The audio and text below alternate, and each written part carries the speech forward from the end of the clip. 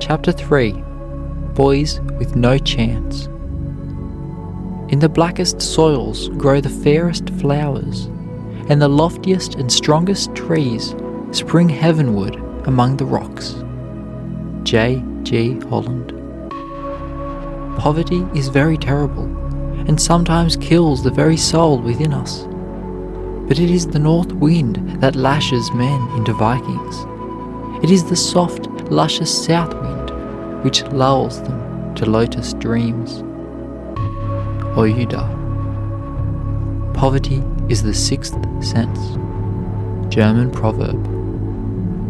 It is not every calamity that is a curse, and early adversity is often a blessing. Surmounted difficulties not only teach, but hearten us in our future struggles. Sharp. There can be no doubt that the captains of industry today, using that term in its broadest sense, are men who began life as poor boys. Seth Low. 'Tis a common proof that lowliness is young ambition's ladder. Shakespeare. I am a child of the court, said a pretty little girl at a children's party in Denmark. My father is groom of the chambers, which is a very high office, and those whose names end with sen, she added, can never be anything at all. We must put our arms akimbo and make the elbows quite pointed, so as to keep these sen people at a great distance. But my papa can buy $100 worth of bonbons and give them away to children, angrily exclaimed the daughter of the rich merchant Peter Sen. Can your papa do that? Yes, chimed in the daughter of an editor.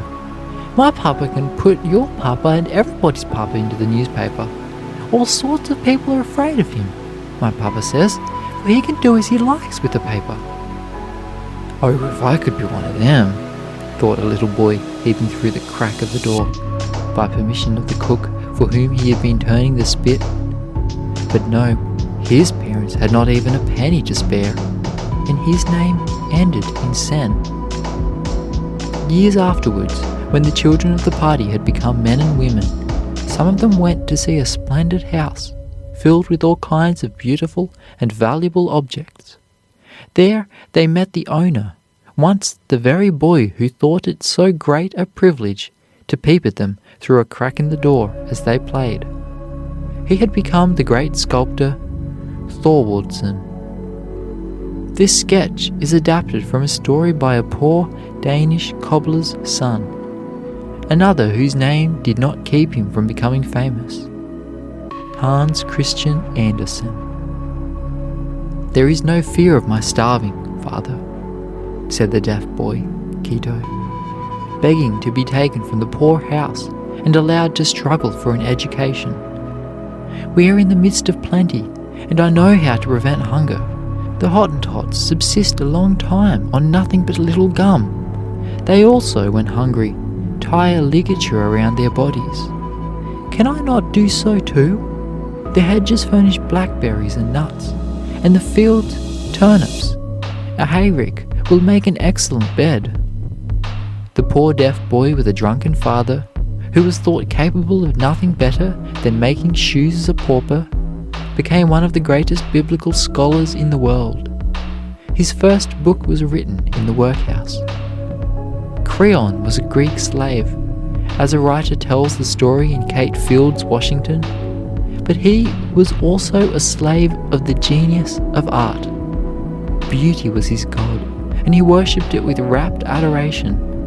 It was after the repulse of the great Persian invader, and a law was in force that under penalty of death no one should espouse art except free men. When the law was enacted, he was engaged upon a group for which he hoped someday to receive the commendation of Phidias, the greatest sculptor living, and even the praise of Pericles. What was to be done? Into the marble block before him, Creon had put his head, his heart, his soul, his life. On his knees, from day to day, he had prayed for fresh inspiration, new skill. He believed gratefully and proudly that Apollo, answering his prayers, had directed his hand and had breathed into the figures the life that seemed to animate them. But now all the gods seemed to have deserted him. Cleone, his devoted sister, felt the blow as deeply as her brother. "Oh, Aphrodite," she prayed, "immortal Aphrodite, high enthroned child of Zeus, my queen, my goddess, my patron at whose shrine I have daily laid my offerings, to be now my friend, the friend of my brother." Then to her brother she said, "O Creon, go to the cellar beneath our house. It is dark, but I will furnish light and food. Continue your work. The gods will befriend us."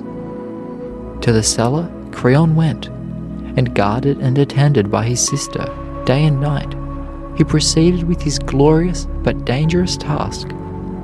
About this time, all Greece was invited to Athens to behold an exhibit of works of art. The display took place in the Agora. Pericles presided. At his side was Aspasia, Phidias, Socrates, Sophocles, and other renowned men stood near him. The works of the great masters were there, but one group, far more beautiful than the rest, a group that Apollo himself must have chiseled, challenged universal attention, exciting at the same time no little envy among rival artists. Who is the sculptor of this group? None could tell. Heralds repeated the question, but there was no answer. A mystery then. Can it be the work of a slave? Amid great commotion, a beautiful maiden with disarranged dress, dishevelled hair, a determined expression in her eyes, and with closed lips, was dragged into the agora. "This woman," cried the officers, "this woman knows the sculptor. We are sure of it, but she will not tell his name." Cleone was questioned, but was silent. She was informed of the penalty of her conduct, but her lips remained closed. "Then," said Pericles, "the law is imperative, and I am the minister of the law. Take the maid to the dungeon." As he spoke, a youth with flowing hair, emaciated but with black eyes that beamed with the flashing light of genius, rushed forward, and flinging himself before him, exclaimed, "O Pericles, forgive and save the maid! She is my sister. I am the culprit. The group is the work of my hands, the hands of a slave." The indignant crowd interrupted him and cried, "To the dungeon with the slave!" "As I live, no," said Pericles, rising. "Behold that group. Apollo decides by it that there is something higher in Greece than an unjust law. The highest purpose of law should be the development of the beautiful. If Athens lives in the memory and affections of men, it is her duty to art that will immortalize her. Not to the dungeon, but to my side bring the youth." And there, in the presence of the assembled multitude, Aspasia placed the crown of olives, which she held in her hands, on the brow of Creon. And at the same time, amid universal plaudits, she tenderly kissed Creon's affectionate and devoted sister.